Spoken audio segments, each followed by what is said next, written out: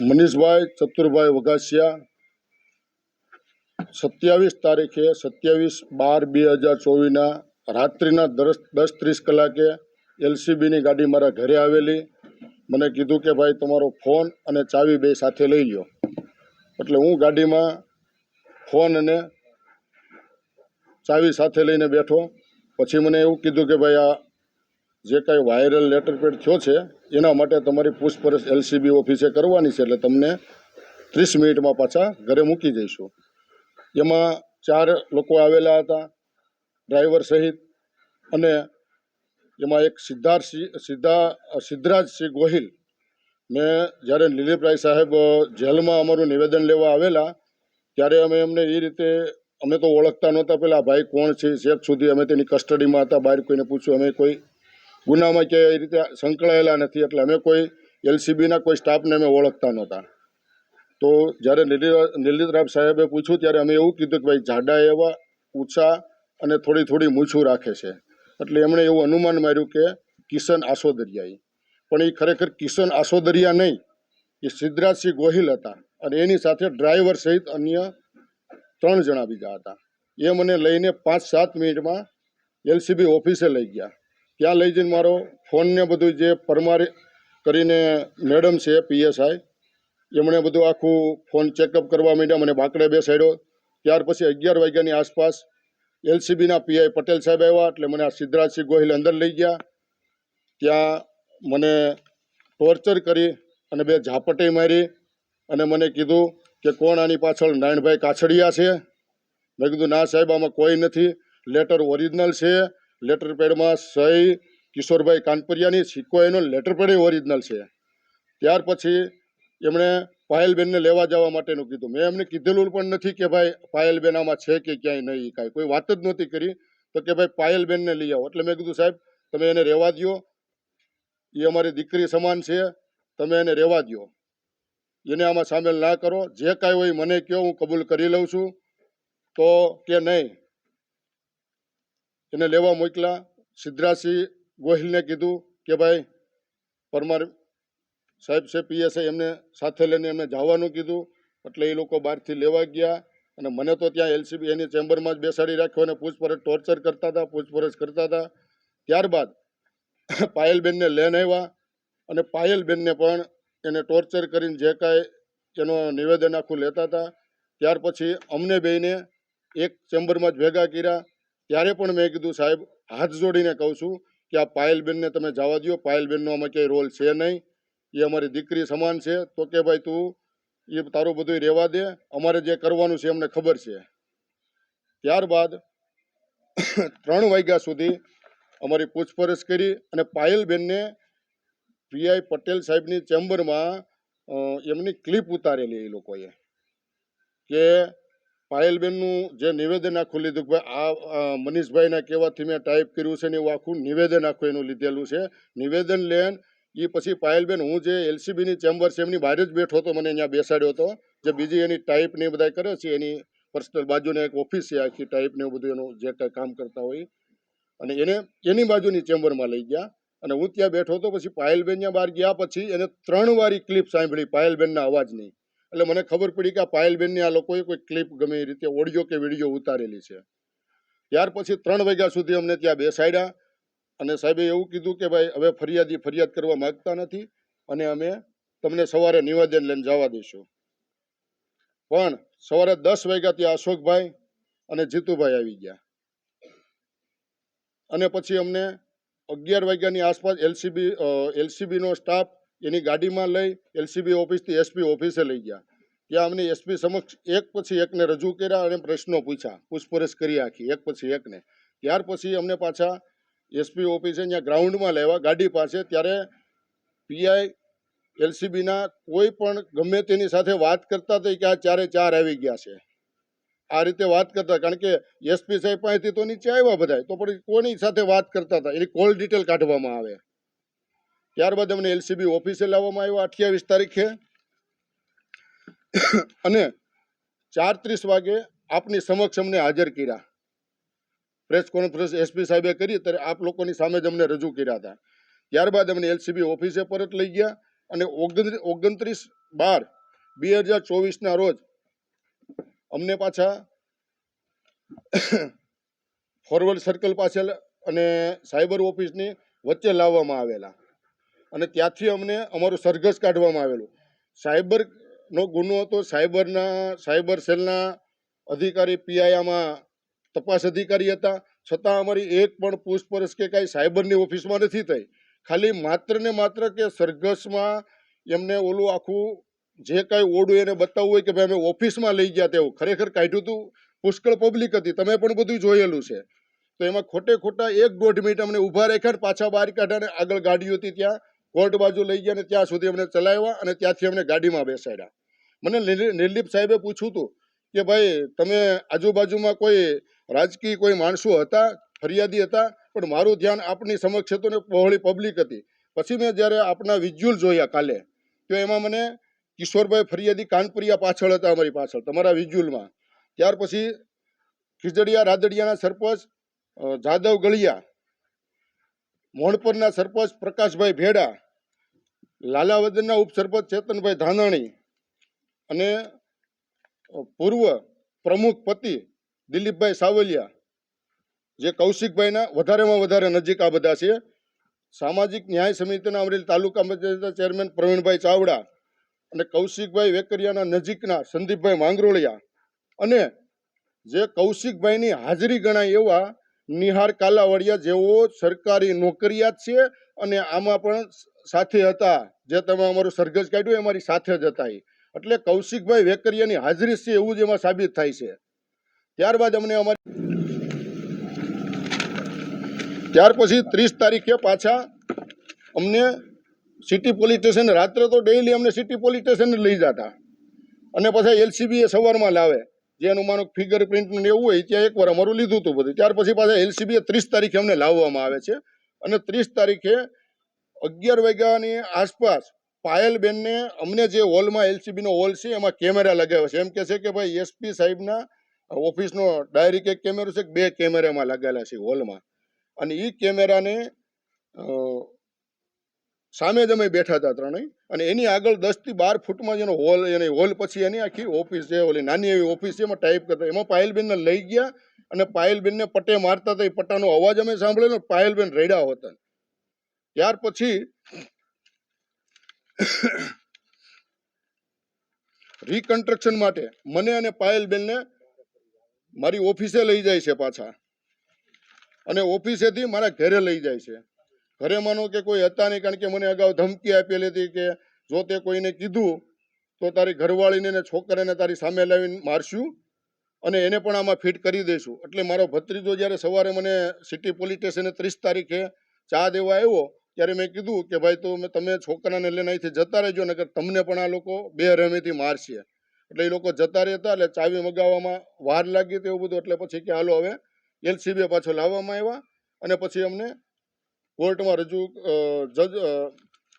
રજૂ કરવામાં આવેલા પાછા. ત્યાર પછી મારા 1 દિવસના રિમાન્ડ લેવામાં આવેલા અને ત્યાર પછી આ લોકોને જેલ હવાલે, અને મને ત્યાર પછી પાછું કોર્ટમાં રજૂ કરીને જેલ હવાલે કરવામાં આવેલો. લેટર પેડ છે એનું અત્યાર સુધીમાં કેમ 1 મહિના ઉપર સમય અત્યારે વીતી ગયો, તો અત્યાર સુધી કેમ ફોરેન્સિક રિપોર્ટ કઈ બહાર નથી લાવતા? લેટર પેડ ઓરિજિનલ છે, સહી સિક્કો ઓરિજિનલ છે, તો એ કેમ અત્યાર સુધી બહાર બતાવતા નથી કે ભાઈ પોલીસ કેમ છુપાવી રાખે છે?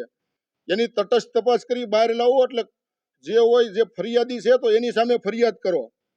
ફરિયાદી પણ પહેલા આમાં સામેલ જ હતા, પછી ફરિયાદીએ ફરિયાદ કરી અને પાછા રાજકીય પ્રેશર ત્યાં ફરિયાદી ફરી ગયેલા છે.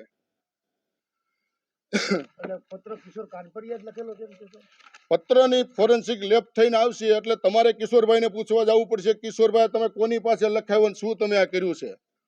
તમારે કિશોરભાઈને પૂછવાનું છે કે કિશોરભાઈ તમે કોની પાસે લખાવેલો છે? તમે કિશોરભાઈને જ પૂછો, ફોરેન્સિક લેબ થઈને આવે કિશોરભાઈને પૂછો. કિશોરભાઈ તો અવનવું કે છે કે આટલા વર્ષ દિવસ પહેલા આપ્યો હતો ને આ રીતે મેં ગ્રાન્ટ ફેરવવા આપ્યો હતો ને શું કઈ મારી પાસે કોઈ સત્તા છે તો હું ગ્રાન્ટ ફેરવી દઉં એના લેટર પેડના આધારે? મારી પાસે શું એવું કાંઈ છે? એને તો પોતે તાલુકા પંચાયતના પ્રમુખ છે, તો પોતાની અને એને તાલુકા પંચાયતમાં ઠરાવ કરી ટીડીઓ ને એની સહીથી બધી ગ્રાન્ટમાં ફેરફાર થાય છે. એમાં ક્યાંય એને લેટર પેડનો ગ્રાન્ટુ ફેરવવામાં એને ક્યાંય ઉપયોગ નથી થતો. એ પણ ફરી ફરીને અલગ અલગ નિવેદન આપે છે.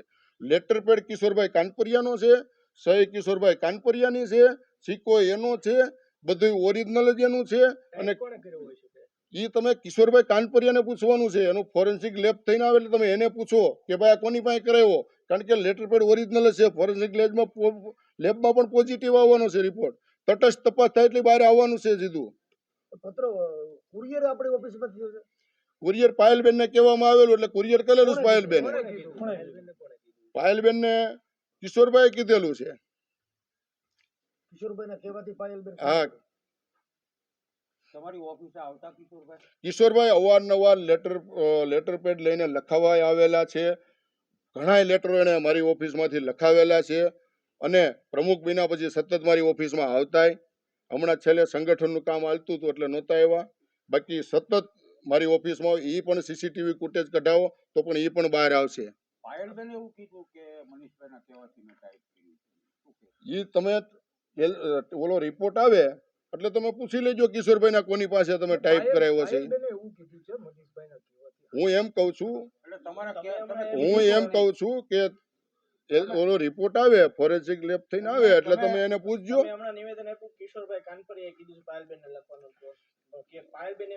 હું એમ કહું છું કે ફોરેન્સિક લેબ થઈને આવે એટલે તમે કિશોરભાઈ ને પૂછજો કે કોની પાસે તમે લખાવ્યો છે.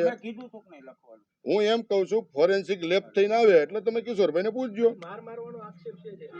માર મારવામાં પણ હું એટલું તમને કહું છું, પોલીસે જે અમને માર માર્યા છે તમે એમાં એલસીબી ના કેમેરા અંદર જે હોલમાંથી જોજો. છેલ્લી વાર જયારે મને બેરહેમીથી માર માર્યો છે ત્યારે મને પગમાં,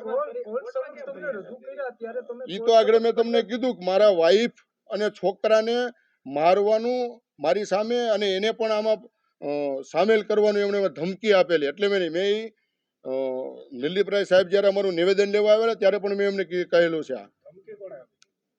આ લોકોએ જે મારતા હતા એ લોકો જ હતા. અને એસપી સાહેબની સામે થયું છે ને છેલ્લે એસપી સાહેબે કીધું ભાઈ બસ બસ હવે રહેવા દો મારો માયમ. એને કોઈ બેરહેમીથી માર માર્યો છે. પગના પણ મોજા કાઢી બેસાડી અને પગ દબાવી અને વરંજામે એમાં પટ્ટા માર્યા છે.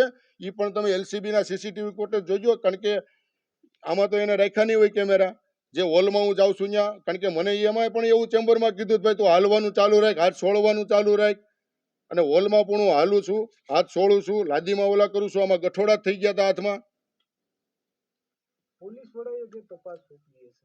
માંગરોળિયા જસવંતગઢ ગામનો સરપંચ હતો. મને આ કાંડમાં સંપૂર્ણ ફસાવવામાં આવ્યો છે અને એ મેં જ્યારે જેલ બહાર નીકળ્યા ત્યારે મેં કીધું હતું કે હું પુરાવા સાથે આપની સમક્ષ રજૂ થઈશ, પુરાવા સાથે રજૂ થઈશ.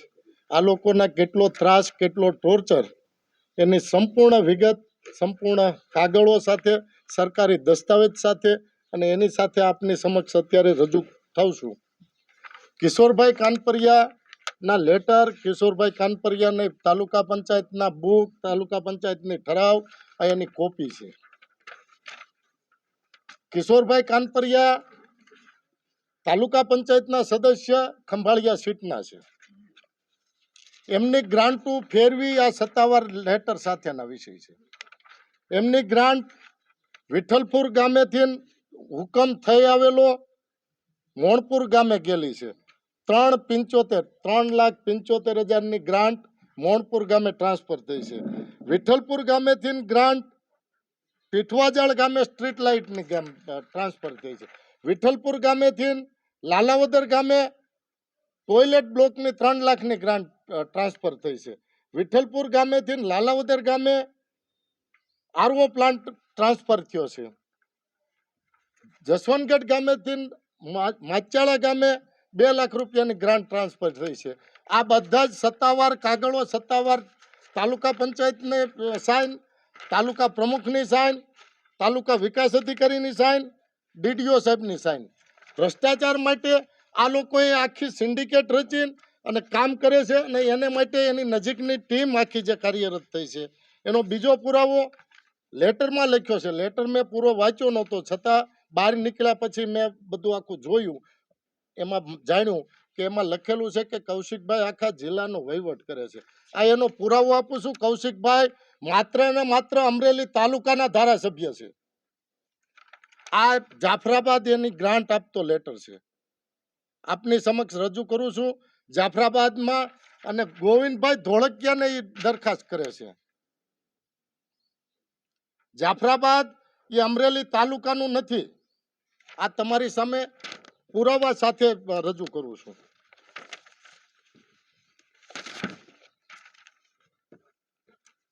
ત્રીજો મુદ્દો છે, સરપંચ તરીકે મેં ફરિયાદ કરેલી છે.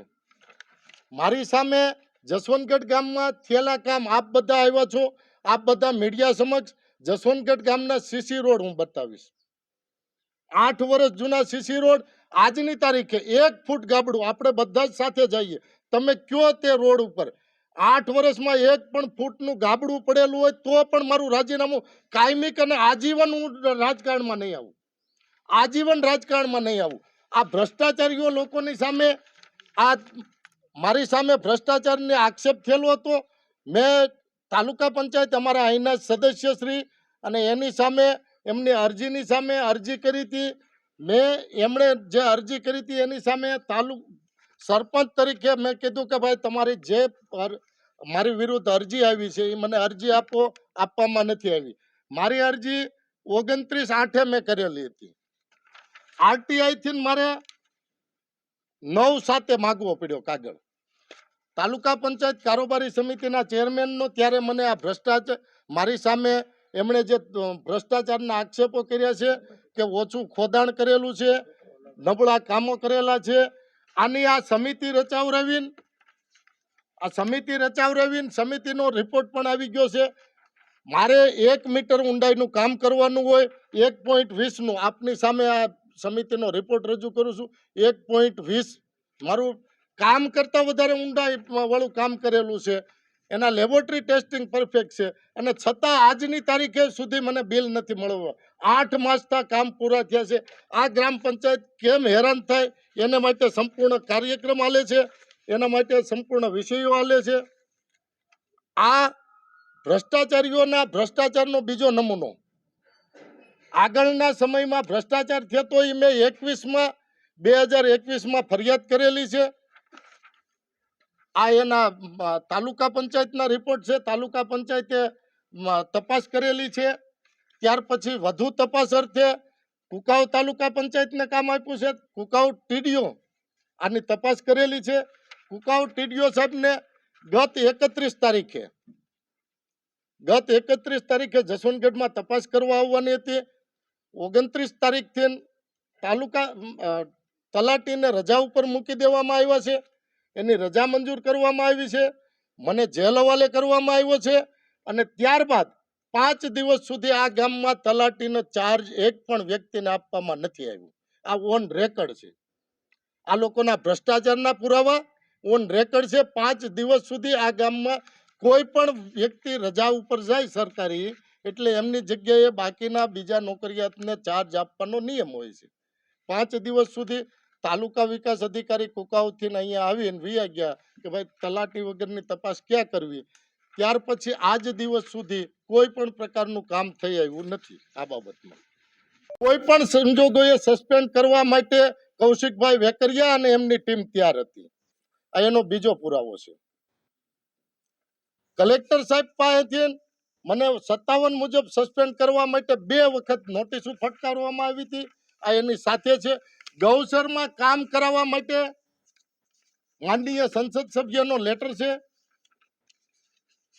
મેં એમને કીધું છે કે ભાઈ આ જગ્યા ગૌચરની છે, આ જગ્યામાં કામ ન થાય.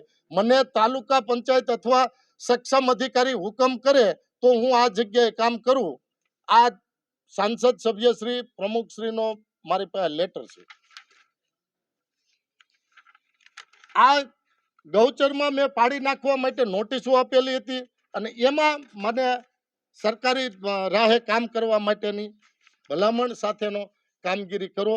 એ કામગીરી કરો એટલે મને સસ્પેન્ડ અશ્યુતમ કેશવ મારું કરવા માટેનો વિષય.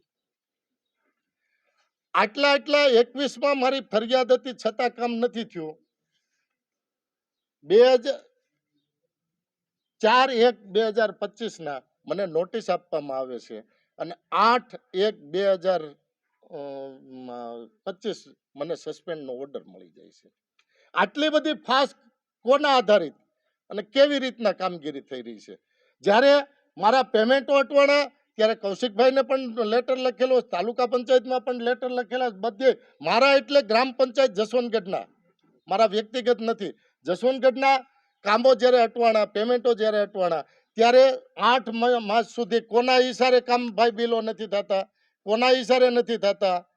તમારે ભ્રષ્ટાચારીઓ સામે મેં જ્યારે વાસ્મોમાં ફરિયાદ કરી છે, વાસ્મોનો લેટર છે કે તમે પૈસા ભરો એટલે અમે તમને સંપૂર્ણ માહિતી આપશું.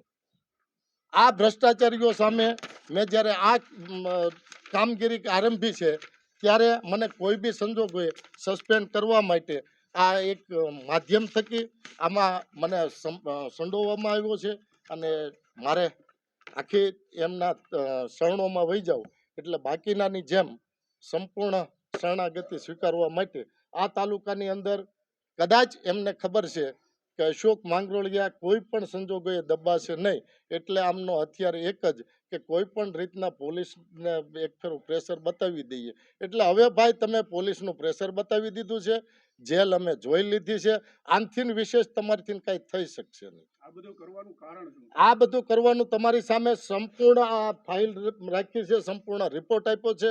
મને કોઈ બી સંજોગોએ ભ્રષ્ટાચાર આ એમના જે થઈ રહ્યા છે એ ભ્રષ્ટાચાર હું એક જ રોકી શકું એમ એટલી મારી સક્ષમતા સાથે ત્યારે ચાલુ કરી હતી.